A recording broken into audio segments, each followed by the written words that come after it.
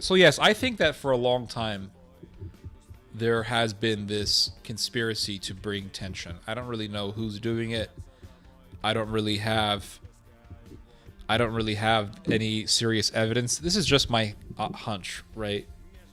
So you see it with the whole Karen thing, and you see it with BLM, and you see it with just this hatred towards white people, and you see it. You definitely see it. And what does that cause, right? Hatred towards the other people. So you have white people who hate blacks and they hate Jews. You have blacks who hate whites. You have people who hate Middle Eastern folks. And a lot of that has to do with Islamic terrorism and people thinking that all Middle Eastern people are terrorists. I remember years ago I was watching Michael Savage, or listening to Michael Savage. He's a radio host in California. He doesn't do radio anymore. He just has a podcast. I listen to him on YouTube sometimes. But I used to listen to him every single day. And I remember somebody called him up and said, Michael, I live in Michigan, and I am sick and tired of seeing these Middle Eastern people. They are awful. They are terrible, terrible people.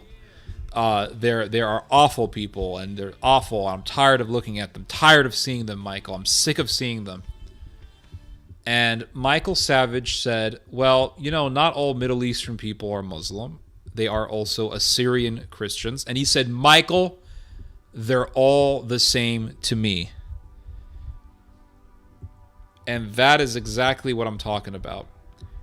And what the wokeists did is they legitimized racism. That's what they did. They legitimized it by talking about white this, white that, white folks this, white folks that, white folks this, white folks that, white folks this, folks white. You just legitimize racism. Because people aren't stupid. Don't ever underestimate people. That's one of the biggest mistakes that we do as humans, is we underestimate people. We think this guy's a weakling and he'll kick your ass. We think this guy's a fatty, I could probably beat him up and he breaks your ribs. Don't ask me how well, you don't have to ask me. I'll just tell you, when I was about 18 or 19 years old, I was training in martial arts, and there was this Hispanic guy who came in, and he was very, very fat. Now, I never underestimated him, but I could tell you right now that other people probably did underestimate him because he was short and he was fat. But he was also an experienced boxer, and he was a black belt in Taekwondo. I can tell you right now, this guy landed a kick on me, and he landed a brutal right hook to my ribs. And to this day, I remember the pain that I felt, especially the pain that I felt when I woke up the next morning. It was awful, and the pain lasted for about a month. That's how bad it was. 1 month of pain. Couldn't laugh, couldn't cough, couldn't sleep comfortably. So don't ever underestimate people. Don't ever think that because somebody is a fatty, that he's a weakling. Don't ever think that somebody is a weakling because he's too thin. Never underestimate people, and never think that people are stupid.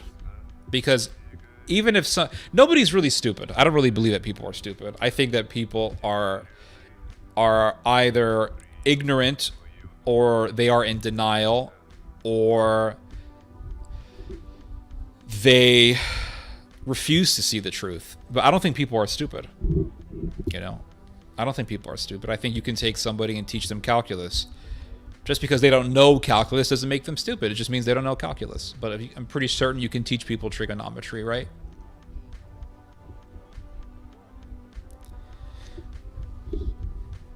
So, nobody's stupid.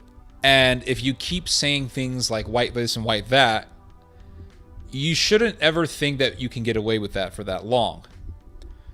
Because now what has happened is a response, right? That's what's going on right now, is a response.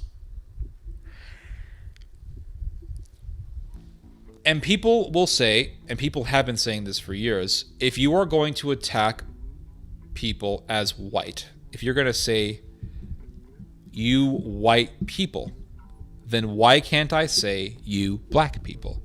If you are going to generalize whites, then why can't I generalize blacks? They tried to counter this argument by saying, well, because whites have the power. Whites have the power and blacks don't, so therefore blacks cannot be racist no matter what they say. Only whites can be racist.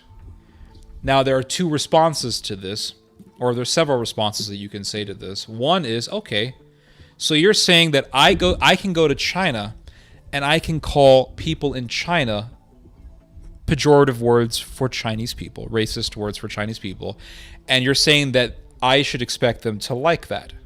Well, no, don't do that. Well, why not? Aren't Chinese people in China the majority? Don't they have all of the power? If I go to Israel and I call Jewish people in Israel the K word, which is a very bad term, it's a very bad word to say to Jewish people. It's a racist word for a Jewish person. If I say that word and they get upset with me, are you going to condemn me or are you going to condemn the people who would be upset at me? Well, you shouldn't do that. You shouldn't say that. Well, why not? In Israel, don't Jews have the power? Aren't they the majority? Another response to this is, well, since there are a lot of Jewish people in the United States there are a lot of wealthy people in the United States who are Jewish. They are Jewish people who own sports teams. There's a lot of sports teams that are owned by Jews. A lot of production companies, music labels that are owned by Jews. There are a lot of Jews who are in Hollywood. They have very powerful positions in Hollywood. They have a lot of wealth. Because those Jews have so much wealth, can I then say racist or anti-Semitic conspiracy theories? Would that be okay? Well, no, because, well, hold on, but those people are powerful. So why can't I? Because Jews are overrepresented, from what I've heard. This is what I've heard. I've heard that Jews are overrepresented in the music industry, the film industry, the arts, heavily represented in politics. So why can't I say terrible things?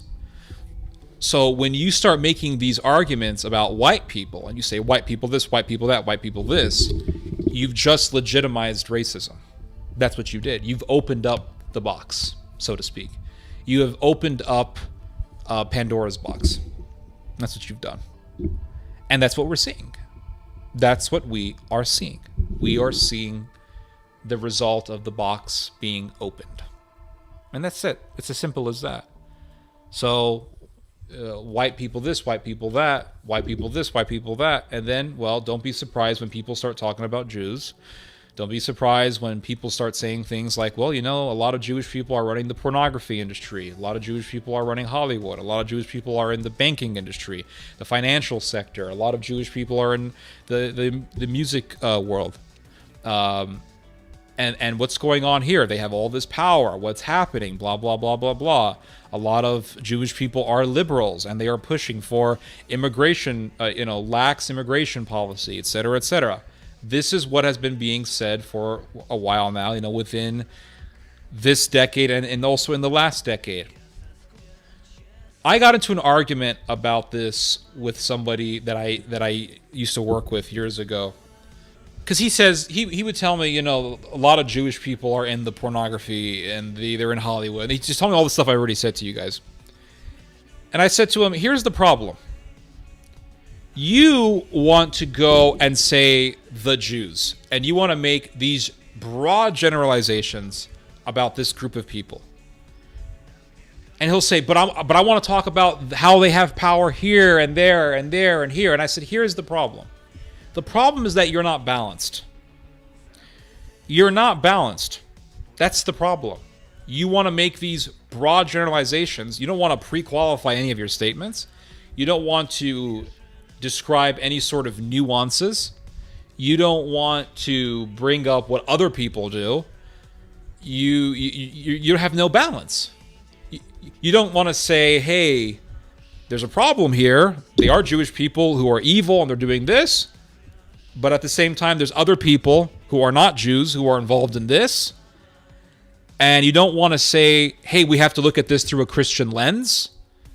And we have to look at things with a Christ-like love. Like, we have to look at everything with a Christ-like love, right? Or else we become Pharisees. You don't want to do that. And I said, here's the problem. The problem is that we don't live in a balanced society. This is what I told this guy. We don't live in a balanced society. We live in a very unbalanced society. We live in a very pagan society. And when you live in an unbalanced society that is not a Christian society, that is a pagan society, then you have extremes. You have people who say, "Oh, I'm a Catholic, and I agree with using, this type of rhetoric, and I agree with bashing the Jews and this and that and this and that." You're not a Christian. I don't think you're a Christian. I think a lot of these people who are trads are just Nazis in disguise. I'm sorry. I'm not sorry to say this, but this is just what I think. I've met a lot of trad Catholics in my life, and a lot of them were Nazis. Come to grips with that reality. I mean, it's the truth. A lot of these trad cats are just Holocaust-denying Hitler lovers who want to LARP for Nazism. But anyway, I told this guy, I said, we live in a very unbalanced world. And when you live in an unbalanced world, you live in a world of extremes. And that's the problem. We live in a world of extremes. So if I say,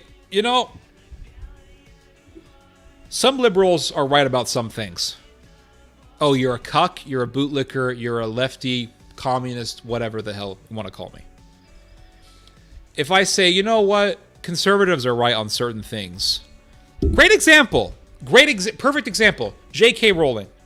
What happened? What did J.K. Rowling say that caused a violent uproar against her? I don't like J.K. Rowling. Okay, I think she's a crazy woman. She wrote this book, Harry Potter, is garbage. They tried to force me to read it when I was in 5th grade. I refused. What did J.K. Rowling say? She said, trans women are not women. And people just went nuts. They went completely nuts. Boycott the video game, boycott the movies, boycott everything. JK, boycott, she's terrible. They made it like she was just this monster for saying this. And it's like we live in a world of extremes. It's an understatement to say that it is an extreme position that a man can be a woman. That is an extreme. To say that is an extreme position is an understatement. And if someone disagrees, they're monsters. I mean, this is partially what made Jordan Peterson so famous. Because he said something about the trans stuff, the trans cult, and people blew up. And they said, look at this monster.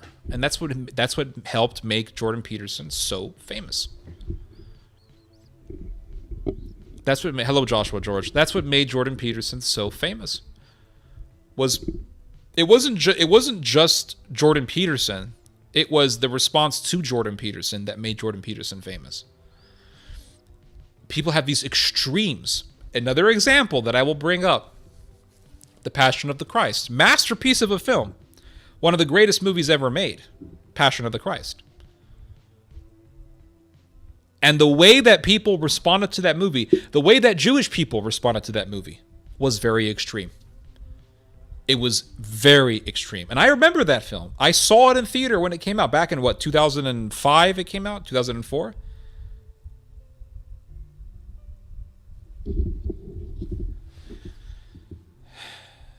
I said something about trad Catholics, and now it's like you're all not. Okay, a lot of trad Catholics are Nazis. I'm not saying everybody is. I'm saying a lot of the ones, especially the ones that I met. Okay, that's what I'm saying. I'm not saying you're a Nazi just because you go to the Catholic. You're saying I'm a Catholic. I'm a Nazi. I never said that. A lot of these trad Catholic SSPXers. Just because you're a Catholic doesn't mean you're a trad, okay? You got to make a distinction between a Catholic and a trad. There's trad and then there's Catholic. Trad is a whole different subgroup. Just because you go to Latin Mass doesn't make you a trad Catholic, by the way. I went to Latin Mass. I'm not a trad. Never considered myself a trad. But, what was I going to say? Yeah, The Passion of the Christ. I saw that film when it came out in theater, and it was a beautiful film, and it was accurate to the text. It was true to the text of the New Testament. Do you see what I mean? It was true to the text of the New Testament, from Judas Iscariot throwing the coins to Jesus stepping on the serpent. Well, that wasn't in the New Testament, but when Jesus was sweating blood, to the Virgin Mary weeping on Mount Golgotha, it was a very accurate film. And Mel Gibson simply took the New Testament and he just made it into a movie. He took the story in the gospel and he made it into a movie. That's all he did. He didn't say anything about the Jews. He didn't say, he didn't add any text to it. There was no subtext. There was no subtext. There was no insert. He didn't insert anything in the movie. Like, it was just the movie. And people lost their minds over this movie. They were boycott the movie, do this, don't watch it, it's anti-Semitic, it's anti-Semitic. And I remember before watching the film I remember hearing that this film is anti-Semitic. And I watched that movie in the theater. Man, that was back in the day when the theater meant something. Remember back in the day, man, people went to the movies. Remember back in the day when people went to the movies? People went to the movies. Now that's like a thing of history, man. I remember those days. I get emotional thinking about it, like the movie theater, with the popcorn. You walked in and the loud noise and just boom. This is beautiful. And that movie theater was packed. Every seat.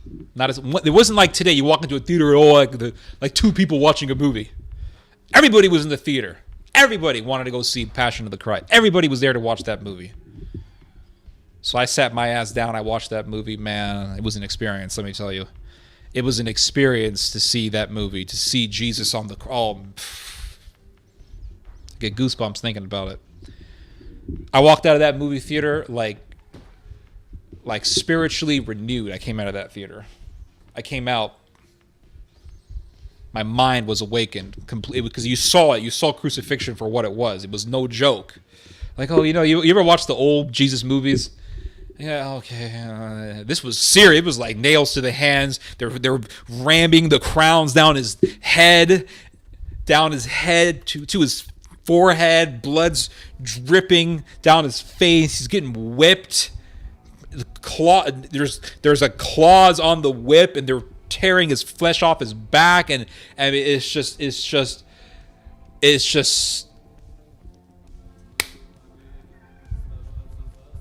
a masterpiece. And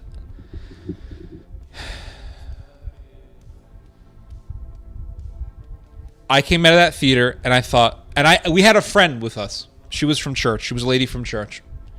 We came as a group, so we had all these people from church with us and everything. So I'm in the parking lot, and one of the ladies from the church, I never forget it, she said that film was anti-Semitic. I kid you not, I heard this. Kid you not, I actually heard this. And there were people there who said, what are you talking about? There was nothing, I don't understand, how is this film anti-Semitic? It's about a rabbi who got crucified. How is this anti-Semitic? It's about a rabbi who got crucified by other rabbis. That's what this movie's about.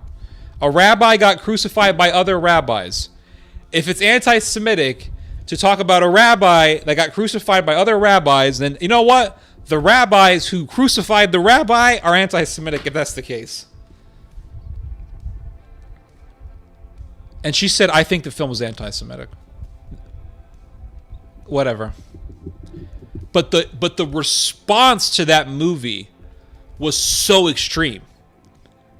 And I remember my father was very big in the Zionist movement. So I met a lot of Jews, okay?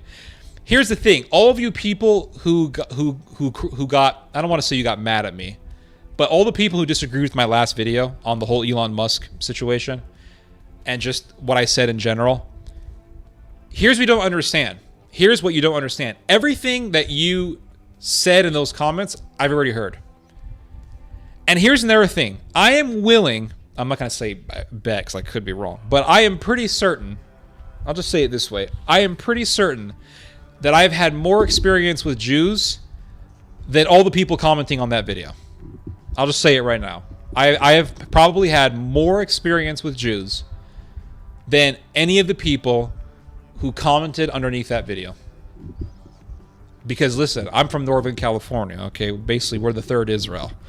Okay, you got Israel, you got New York. Wait, the third, is it the third Israel? Let's see, hold on.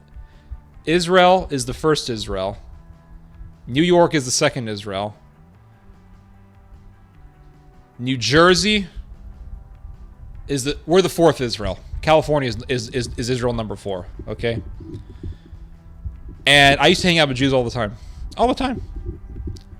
So we had this Jewish woman for dinner one night.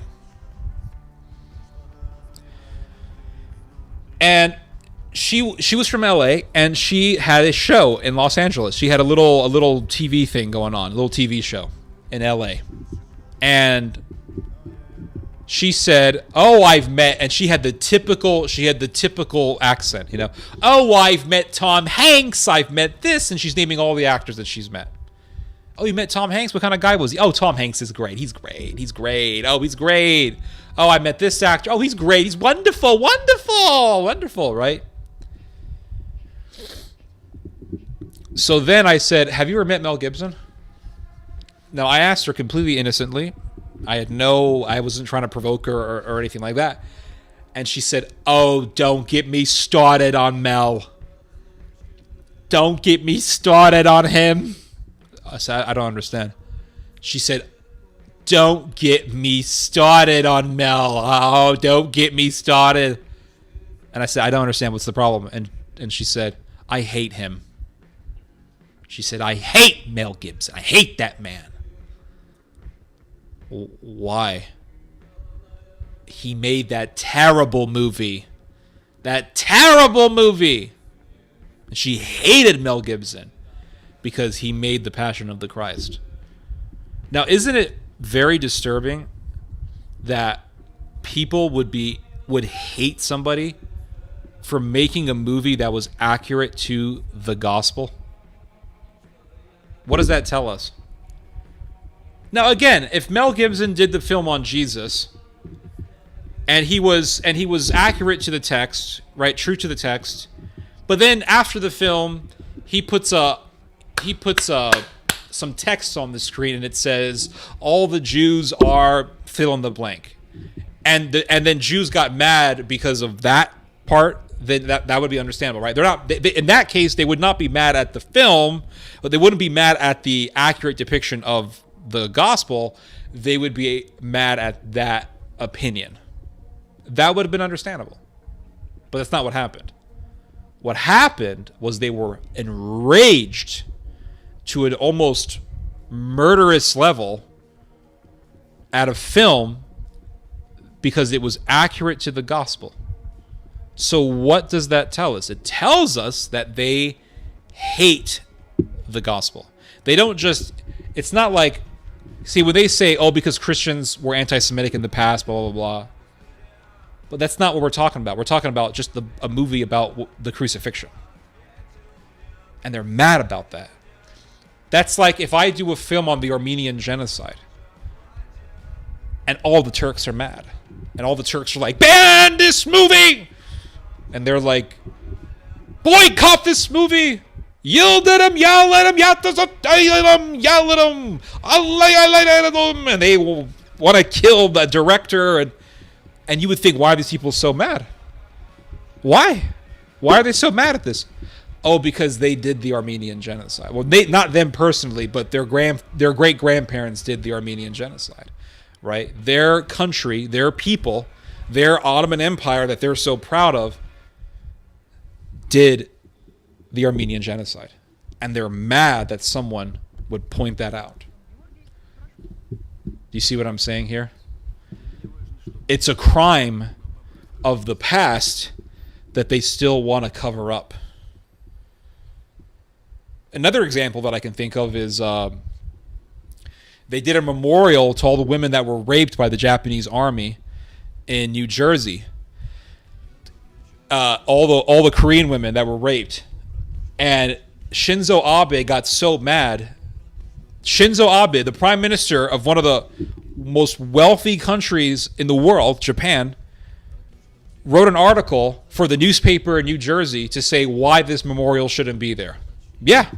This is why I still talk about Japan. You have people who are like, why are you talking about Japan? It's over with. Because the Japanese don't want to come to grips with their past. A lot of them, not all of them, but a lot of them don't want to come to grips. That's why I still talk about this. That's why people in China still talk about this. That's why Koreans still talk about this. That's why anyone who has suffered under Japanese occupation are still talking about this. So Japanese nationalists get upset when you bring up Nanking. Turks get mad when you bring up Armenian genocide. And Jewish people get upset when you bring up the crucifixion.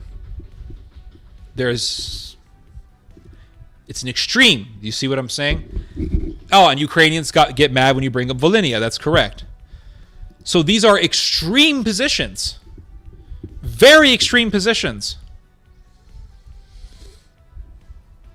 So what's going on here? We live in a world of extremes. So they get mad at a film because it's accurate to the gospel. They don't want to talk about what this film has to show or what the film shows. They don't want to talk about it. They hate it. They hate talking about it. There's something definitely spiritual in this, right? I mean, if that gets you mad, there's something spiritual about it. Why do you get mad about this? So we live in a world of extremes. You know, we live in a world of extremes. We live in a world where it's white people are this, it's Jews are that. We live in a world of extremes. And there's something else that I want to add to this, and that is that this anti-Christianity has continued on, and anti-whiteness also has continued on. And you can't continue on with that as long and think that there's not going to be a response. There's going to be a response. And that's the thing. So here's the thing. I did a video yesterday and I said, okay, Elon Musk agreed with this guy who said that the Jews foment hatred towards whites, and that he doesn't feel, to use his terminology, he does not give the tiniest shit about Jews who are worried about immigrants who hate Jews. And Elon Musk said, yeah, you're right. It's a pretty disturbing thing to agree to, right? That you don't care about people's fears. That you don't care about the fears of Jews in regards to immigrants who hate Jews. Like, that doesn't bother you, right? I mean, it's understandable. It's understandable that Jews would be scared of Muslims in their neighborhood or in their country, because a lot of Muslims hate Jews. So this guy's saying, I don't give a shit about those people. F them. Because they foment hatred towards whites. And Elon Musk says, yeah, I agree with you. Now, as I said in the video, this is an indication of what we're heading to, right? It's an indication that the world is turning against the Jews. And I've been saying this for years. The world is turning against the Jews. Just as the world turned against the Jews in the Holocaust, or before the Holocaust and during the Holocaust. The world turned against the Jews. A lot of the world did. That's why the United States didn't want any Jewish refugees. America did not want Jewish refugees during the Holocaust. They didn't. They rejected them. Just like they reject people who flee suffering in the Middle East. We don't want them. They didn't want them. And, well, history is rhyming, is what I'm trying to say. How long have I been talking for? And